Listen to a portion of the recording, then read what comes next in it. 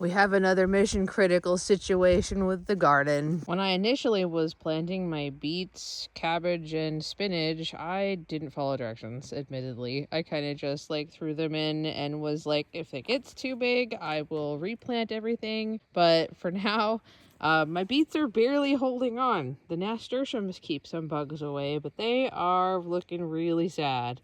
My cabbage is looking great, and then my spinach is looking sad. So what I'm going to do is I'm going to relocate this cabbage. Since it's doing well, it's a cool day, so it shouldn't be stressed out. Let's get these guys into a different pot so that way the rest of the bed can recover.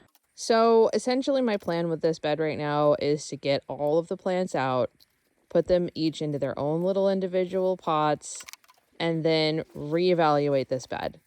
I am going to replant the cabbage in their own container, and then I'm going to put the spinach and the beets back in this bed after I've completely redone all of the soil. I need to add different soil, I need to add better fertilizer, I need to make sure that this bed is getting the proper drainage. And then once I'm ready, I'm going to put the nasturtiums, spinach, and beets back in here. That way there's still at the level of easily being able to access them and watch them and make sure that they're getting what they need. And then the cabbages, I'll just put somewhere else. All right, we're starting to lose light, but we're almost done. I just need to get these cabbage into some planters. And then while we're at it, we're going to plant some more stuff. So for now, I'm going to be putting my cabbages into my big 10-gallon pot. And this will be good for now, but this is not a permanent solution for my cabbages. Cabbages actually need a 5-gallon 12-inch pot if you're going to pot them individually, like I'm doing here with this one. This one I'm probably not going to have to move. The other ones I'm going to need to move. Okay, there we go. I've put my cabbages in their separate containers. I've got 5 in that container and 1 in this one because this one got pretty big.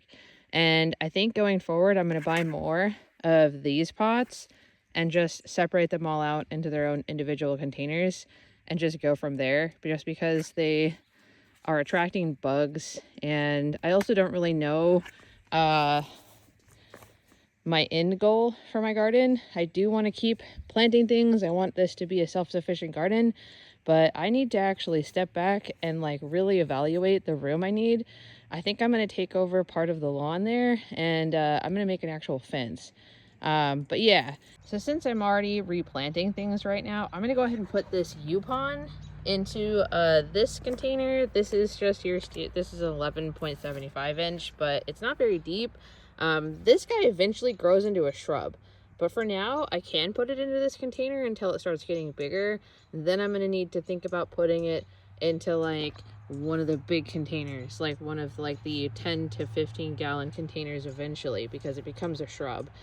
This turmeric actually does really well in a 12-inch planter. So I'm just going to put it in the 12-inch planter and then just call it good because it shouldn't have to be replanted. All right, my turmeric is now planted, and so is my U-pon, and they will hang out next to my berry bushes. Now with all that planning, time to do the one thing I nearly forgot to do, watering. You can plant, but you still need to water.